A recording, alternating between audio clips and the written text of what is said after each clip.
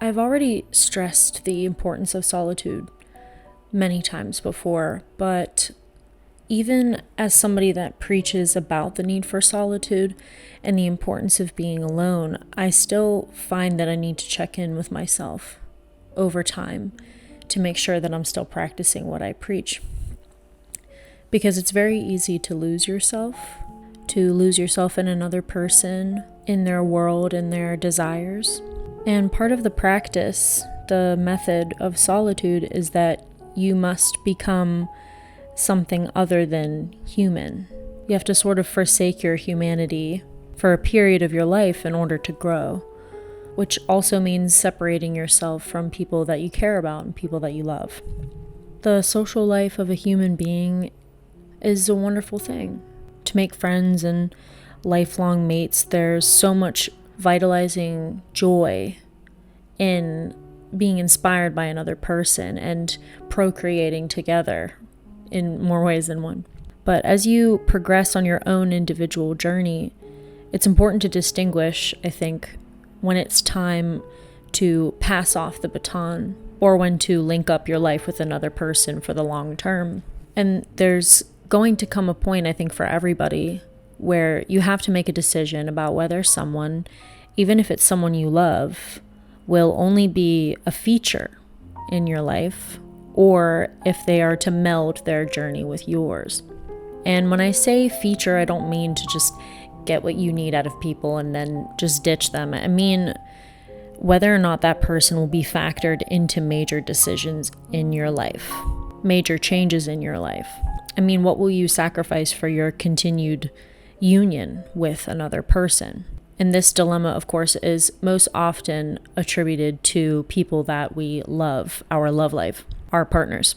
How many of us have been in love with somebody, a twin flame, and shared years with them only to realize that there's a fork in the road ahead and that you guys have to end up going your separate ways?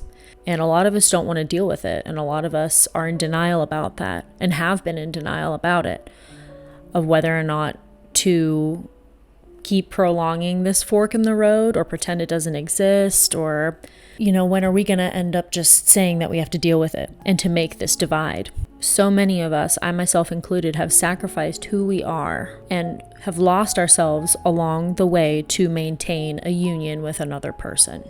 And that is a really sad thing, I think. And I think that this particularly is an issue with people who are more individualistic and people who just have more than just love on their mind, or more than just settling down with somebody on their mind, and that they need more to be happy than just another person. And there's nothing wrong with being happy. Honestly, I envy those people all the time, that they can find the love of their life, or they can find somebody that they really care about and they just want to, they've got it. They found it. That's their happiness, and they can live like that.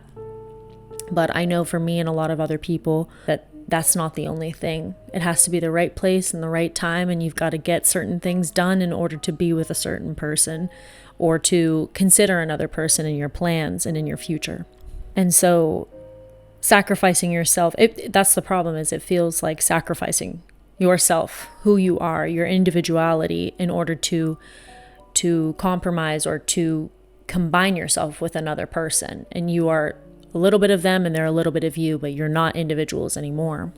So if you value your individual journey like I do, your independence, you have something specific that you think that you need to achieve in life, you have a calling in life or whatever it may be, unfortunately, there's going to come a time where you might have to let go of somebody and you might have to tell them goodbye.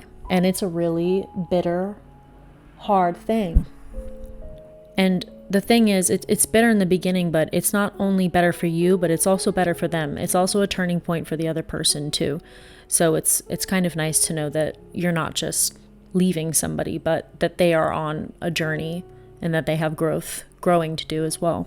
When a person comes into your life and becomes so influential in your life that you don't recognize yourself anymore, that your dreams and your aspirations are taking a back seat, it's time to question whether or not this union is more important than your self-realization, than the soul's work, whatever your actual self-actualization is.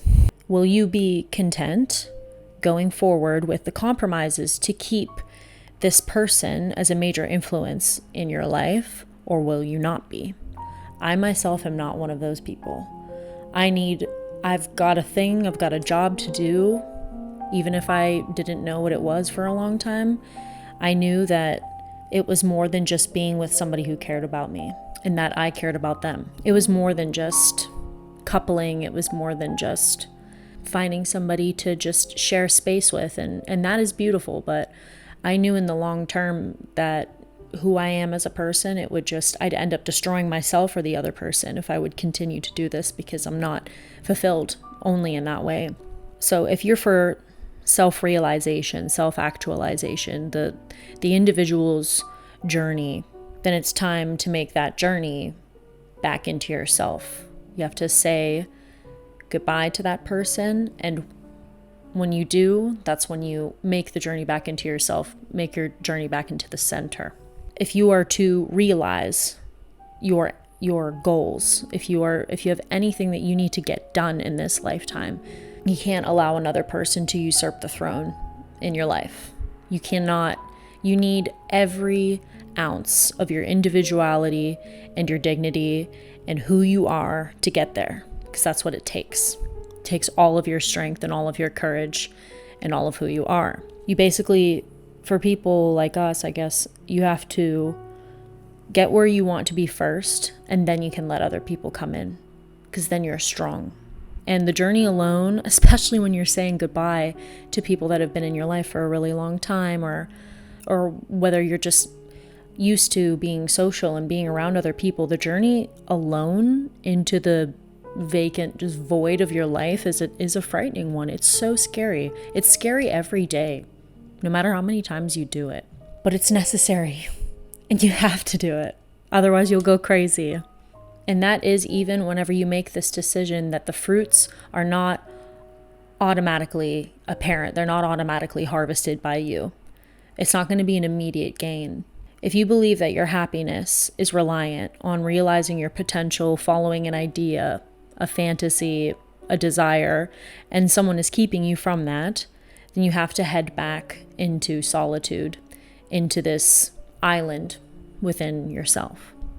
I came upon this image, this painting by Arnold Böcklin, and it's a well-known painting. It's called The Isle of the Dead, and there's many different versions of this painting. I came upon it whenever I was studying symbolism, or looking into symbolism and its associations with aestheticism and the cultural movements of the mid to late 1800s and early 1900s. And visually, I just think this painting is very stunning and arresting and unique and strange looking. But the general consensus of this painting is that the meaning is associated with death, and that it's a passage of a soul into the afterlife. And there are actually the person on the boat who's being ushered into this island. It seems that there is some kind of coffin, a draped coffin in front of this figure.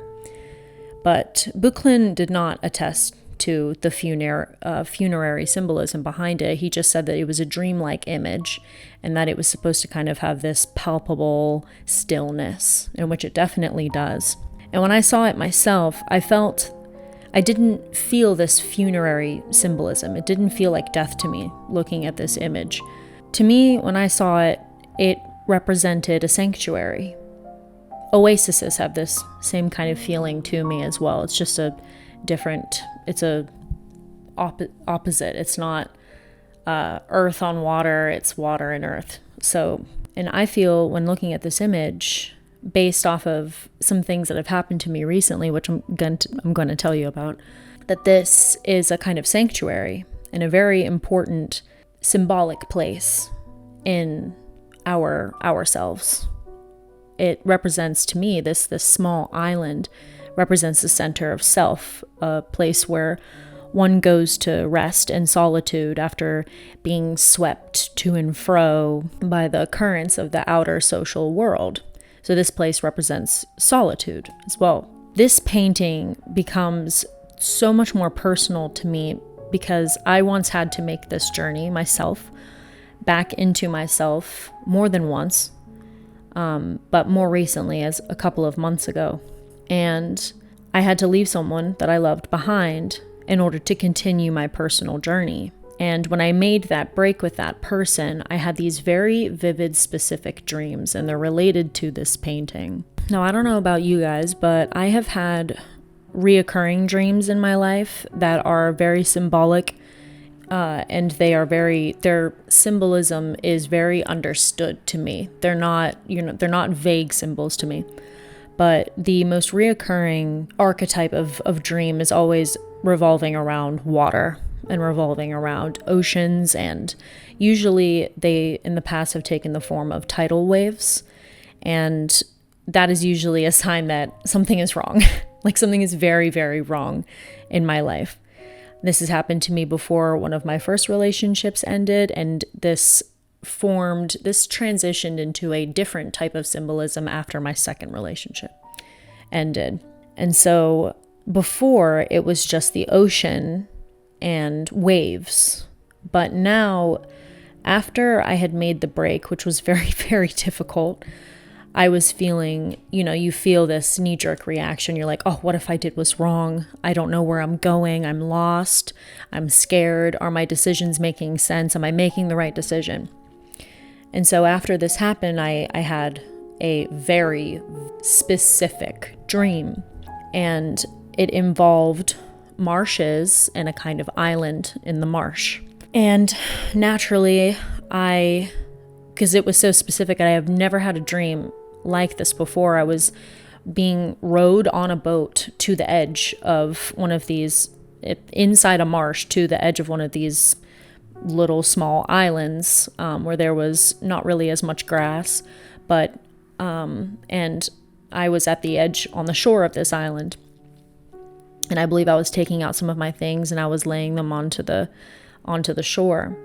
But naturally, I found this important since it happened directly after, and so I went and I reached for my symbols book, which is a very important sacred book in my life, and I had to look up what marshes, islands, shores, what all those things meant. So because I was stepping onto, I was being ushered to this island and stepping on this shore here, it was small. It wasn't land. There wasn't like lots of land behind me. It was actually an island that I was on. And the marsh has its own symbolism, but the whole idea of the spiritual center of coming back to the island, like I said, comes from the symbolism of islands. And it says here, they are preeminently symbols of a spiritual center, or more exactly of a primordial spiritual center. Islands were miniature worlds, complete and perfect images of the cosmos, because they represented a concentration of sacral qualities. In this way, they are notionally linked to temples and shrines. Symbolically, islands are dwellings of the elect, of knowledge, and of peace in the midst of the sea of ignorance and disorder in the profane world.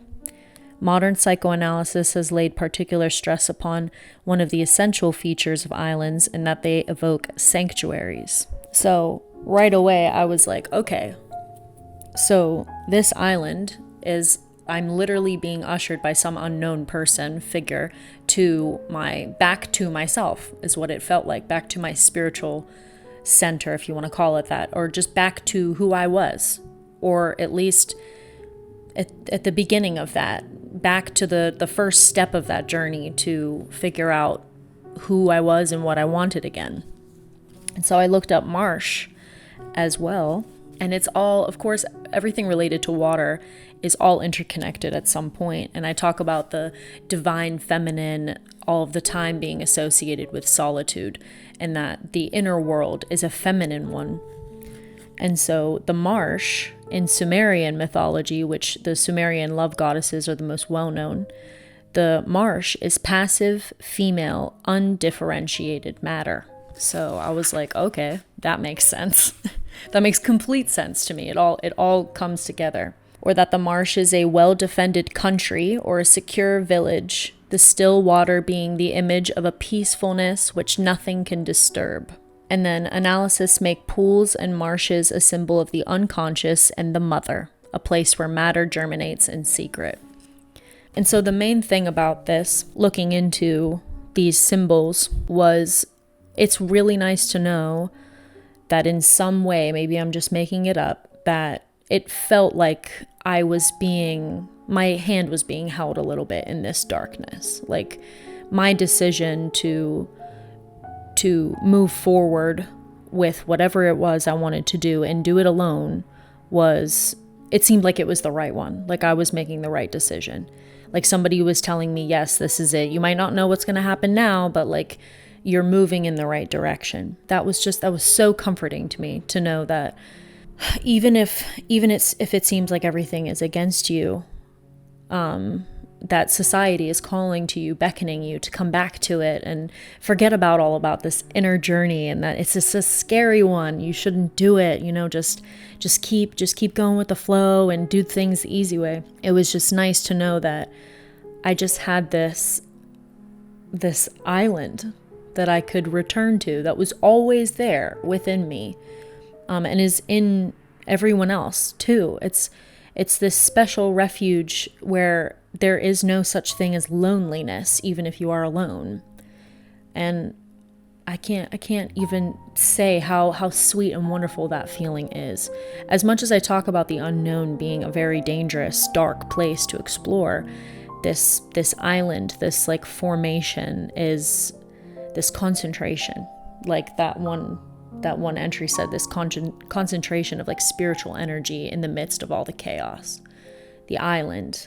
So I just really wanted to talk about that, and I wanted to share that because it was nice to know that like somehow like my subconscious was letting me know that things were okay and that I was moving in the right direction. So I don't know. I think dreams are really helpful in that way. I've been looking at my symbols book for years now because I found so much clarity through my dreams and symbols in my life, reoccurring things. And so Arnold Buchlin has a few variations of this, small variations of this Isle of the Dead.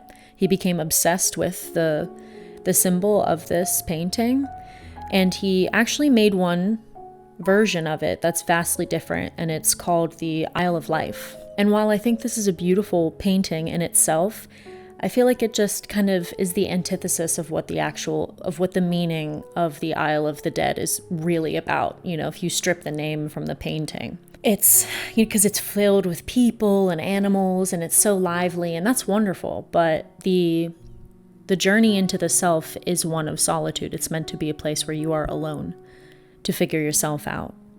It's a secret place, and that's why I like the original version. There's no people. It's just the one person being chauffeured there, and then it's time to be alone and at peace. And there is an aura of death to that too, and the love goddesses and the mother and femininity has a lot to do with death too. And a lot of these germinating in secret and the void and all that is very closely linked to death. And going into solitude is a kind of death too. So it's all interconnected. So I think it's more appropriate that the Isle of the Dead stay the way that it is, that it is a place that looks lonely and a bit dark and cold, because though I see it as a place of happiness, I never associate my inner wealth with this spring of golden shimmering happiness or something like that. It's always just been kind of a quiet and kind of immaculate but dark place. And I think aesthetically it makes sense that way. But I just wanted people to know that there are going to be multiple points in your life where you're going to have to turn away and turn back towards yourself and make the journey inward again. multiple times, I think, because you're going to meet so many special people and you're going to want to hold on to them. But it doesn't mean that that's good for you or for them. And a lot of people in your life are going to be transient, and that's okay. It's just so hard. I know with so many people, you want to hold on to them forever and you don't want to let go and you want to continue to grow together, but you might just be hurting yourself and hurting the other person too by doing that. And it's a hard thing to walk away, to do the antisocial thing and to stay away from everybody and to come back to yourself almost seems wrong. Almost seems like, what are you doing? I just want people to know that even if the benefits aren't reaped immediately, I think you're going to have something so much more special for you, waiting for you when you do what's necessary for yourself. And I think something else that became more apparent to me too is that it's something that you can't even imagine yet. I think about that all the time. That the greatest thing that's yet to come, you don't know, you can't envision it, you can't imagine it. So it'll be even greater when you get there because it's something you don't even understand yet. That's the fruits of the unknown, I guess. They're waiting there for you.